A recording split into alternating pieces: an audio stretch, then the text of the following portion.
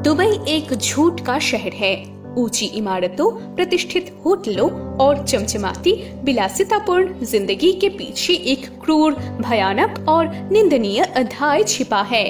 कई प्रवासी लेबर के खून, पसीने और आंसुओं से बना ये शहर अमीरों के लिए पैसा खर्च करने और अय्याशी करने की जगह है। हालांकि बांग्लादेश और भारत सहित दक्षिण एशिया के प्रवासी भारतीयों ने शहर के निर्माण में बहुत योगदान दिया है, लेकिन उनके पास उस शहर में न्यूनतम नागरिकता के अधिकार भी नहीं है। दुबई से लौटने वाले प्रवासियों और पर्यटकों के अनुसार दुबई झूठ से भरा शहर है। ये सभी लालची है। हालांकि दुबई एक मध्य पूर्वी शहर है। आधुनिक शहर में अरब संस्कृति की प्रचुरता है। संयुक्त अरब अमीरात एक मुस्लिम बहुल देश है।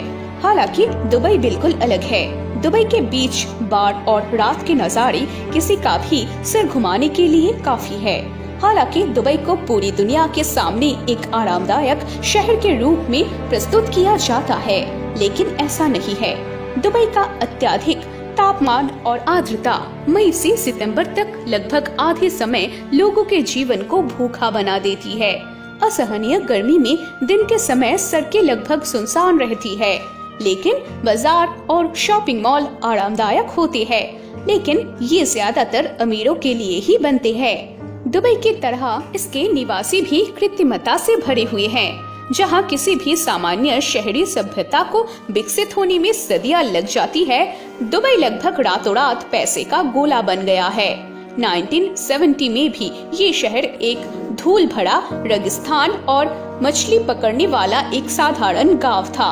इतने कम समय में पैसे के बल पर वहाँ जो सभ्यता खड़ी हुई है, उसमें मानवीय मित्रता की रत्ती भर भी नहीं होती है।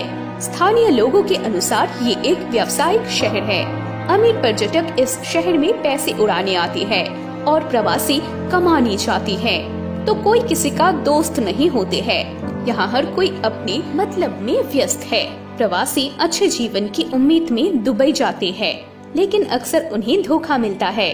वो पैसे की आशा लेकर देश छोड़ देते हैं। दुबई जाने के बाद सभी मामलों में उन्हें ये नहीं मिलता, जबकि दलाल देश में रहने के दौरान उनके भलाई की गारंटी देने का वादा करते हैं, लेकिन ऐसा नहीं होता।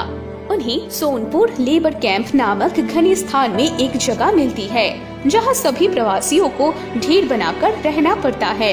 भले ही दुबई को समान कानूनों का शहर कहा जाता है, लेकिन यहाँ कानूनों में अत्यधिक असमानता है। यूरोपियों और बांग्लादेशी या भारतीयों के बीच जीवन शैली और आय में बहुत बड़ा अंतर है। यूरोपियों से हमारे प्रवासियों को बहुत कम वेतन मिलते हैं। अफ्रीकियों को काला होने के कारण और भी कम मिलता है। हालांकि दुबई में कई कृत्रिम द्वीप है, लेकिन उनमें से अधिकांश अभी भी खाली है। विभिन्न देशों के अमीर लोग कुछ न कुछ खरीदते हैं, लेकिन मौसम के कारण वो वहाँ नहीं रहते, इसलिए इसे लगभग हर समय खाली छोड़ दिया जाता है। इस विशाल शहर का मौसम भी झूठा है। दुबई में ज्यादा बारिश नहीं होती। पैसे की मदद से उन्होंने हाल ही में कृत्रिम रूप से बारिश पैदा की, लेकिन क्योंकि ये नियंत्रण में नहीं थी, इसीलिए बाढ़ आ गई। रेगिस्तान में कोई भी पेड़ जीवित नहीं रह सकता, इसलिए उन्होंने कृत्रिम रूप से बगीचे बनाए। 50 डिग्री सेल्सियस तापमान में भी उन्होंने कृत्रिम बर्फ की व्यवस्था की है, और प्रकृति के विरुद्ध इतना कुछ करते हुए वो भारी मात्रा में उपयोग योग्य पानी बर्बाद कर रहे हैं। आपको जानकर हैरानी होगी कि दुनिया के कुल ताजे पानी का 15% अकेले इसी एक देश में खत्म हो जाते हैं, और इसीलिए उन्होंने एक और अविश्वसनीय परियोजना शुरू की। जल संकट से निपटने के लिए वो सुदूर अंटार्कटिका से जहाज के जरिए 2 किलोमीटर जितना बड़ा हिमखंड लाने की योजना बना रहे हैं।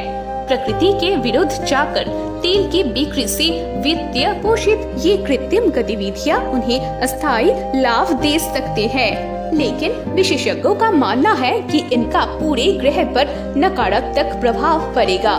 केवल समय ही बताएगा कि दुबई कृत्रिम झूठ पर कब तक जीवित रह सकता है। दोस्तों, आपको दुबई के बारे में जानकर कैसा महसूस हो रहा है, कमेंट करके बताइए। धन्यवाद।